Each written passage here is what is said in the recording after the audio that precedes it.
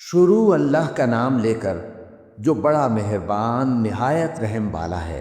نون، قلم کی اور جو کچھ لکھنے والے لکھتے ہیں اس کی قسم کہ اے پیغمبر صلی اللہ علیہ وآلہ وسلم، تم اپنے پروردگار کے فضل سے دیوانے نہیں ہو، اور بے شک تمہارے لیے بے انتہا اجر ہے، اور یقیناً تم اخلاق کے اعلیٰ مرتبے پر ہو۔ سو ان قریب تم بھی دیکھ لو گے اور یہ کافر بھی دیکھ لیں گے کہ تم میں سے کون دیوانہ ہے۔ تحقیق تمہارا پروردگار اس کو بھی خوب جانتا ہے جو اس کے رستے سے بھٹک گیا، اور ان کو بھی خوب جانتا ہے جو سیدھے رستے پر چل رہے ہیں۔ تو تم جھٹلانے والوں کا کہا نہ ماننا۔ یہ لوگ چاہتے ہیں کہ تم نرمی اختیار کرو تو یہ بھی نرم ہو جائیں، اور کسی ایسے شخص کے کہے میں نہ آ جانا جو بہت قسمیں کھانے والا ہے، ذلیل ہے، شرارت سے اشارے کرنے والا، لگائی بجھائی کرنے والا، مال دینے میں بڑا بخیل، حد سے بڑھا ہوا بدکار، سخت خو اور اس کے علاوہ بدذات ہے۔ اس سبب سے کہ مال اور بیٹے رکھتا ہے، جب اس کو ہماری آیتیں پڑھ کر سنائی جاتی ہیں تو کہتا ہے کہ یہ اگلے لوگوں کے افسانے ہیں، ہم ان قریب اس کی اونچی ناک پر داغ لگائیں گے۔ ہم نے ان لوگوں کی اسی طرح آزمائش کی ہے جس طرح باغ والوں کی آزمائش کی تھی، جب انہوں نے قسمیں کھا کھا کر کہا کہ صبح ہوتے ہوتے ہم اس کا میوہ توڑ لیں گے، اور انشاءاللہ نہ کہا۔ سو وہ ابھی سو ہی رہے تھے کہ تمہارے پروردگار کی طرف سے راتوں رات اس پر ایک آفت پھر گئی، تو وہ ایسا ہو گیا جیسے کٹی ہوئی کھیتی۔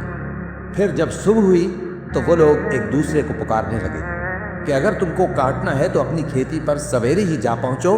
سو وہ چل پڑے اور آپس میں چپکے چپکے کہتے جاتے تھے کہ آج وہاں تمہارے پاس کوئی فقیر نہ آنے پائے، اور کوشش کے ساتھ سویرے ہی جا پہنچے، گویا پیداوار پر قادر ہیں۔ پھر جب انہوں نے باغ کو دیکھا تو ویران، کہنے لگے کہ ہم رستہ بھول گئے ہیں، نہیں بلکہ ہم بے نصیب ہو گئے۔ ایک جو ان میں سمجھدار تھا بولا، کیا میں نے تم سے نہیں کہا تھا کہ تم تسبیح کیوں نہیں کرتے؟ دوسرے کہنے لگے کہ ہمارا پروردگار پاک ہے، بے شک ہم ہی قصوروار تھے۔ پھر لگے ایک دوسرے کی طرف رخ کر کے ملامت کرنے، کہنے لگے ہائے شامت، ہم ہی حد سے بڑھ گئے تھے، امید ہے کہ ہمارا پروردگار اس کے بدلے میں ہمیں اس سے بہتر باغ عنایت کرے، ہم اپنے پروردگار کی طرف رجوع کرتے ہیں۔ دیکھو عذاب یوں ہوتا ہے، اور آخرت کا عذاب سب سے بڑھ کر ہوگا، کاش یہ لوگ جانتے ہوتے۔ پرہیزگاروں کے لیے ان کے پروردگار کے ہاں نعمت کے باغ ہیں۔ کیا ہم فرما برداروں کو نافرمانوں کی طرح نعمتوں سے محروم کر دیں گے؟ تمہیں کیا ہو گیا ہے؟ کیسی تجویزیں کرتے ہو؟ کیا تمہارے پاس کوئی کتاب ہے جس میں یہ بات پڑھتے ہو کہ جو چیز تم پسند کرو گے وہ تم کو ضرور ملے گی؟ یا تم نے ہم سے قسمیں لے رکھی ہیں جو قیامت کے دن تک چلی جائیں گی کہ جو کچھ تم طے کر لو گے وہ تمہارا ہوگا؟ ان سے پوچھو کہ ان میں سے کون اس کا ذمہ لیتا ہے؟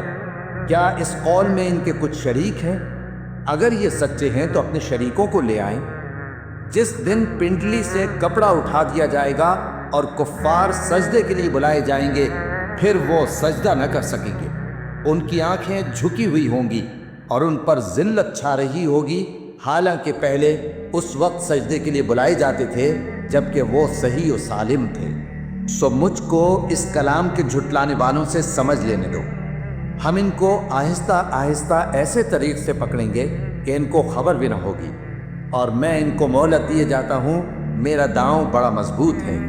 اے نبی، کیا تم ان سے کچھ معاوضہ مانگتے ہو کہ ان پر تاوان کا بوجھ پڑ رہا ہے، یا ان کے پاس غیب کی خبر ہے کہ اسے لکھتے جاتے ہیں؟ سو اپنے پروردگار کے فیصلے کا انتظار کیے رہو، اور مچھلی کا لقمہ ہونے والے یونس کی طرح نہ ہونا کہ انہوں نے اپنے رب کو پکارا جبکہ وہ دل ہی دل میں گھٹ رہے تھے۔ اگر ان کے پروردگار کی مہربانی ان کو نہ سنبھال لیتی تو وہ چٹیل میدان میں ڈال دیے جاتے۔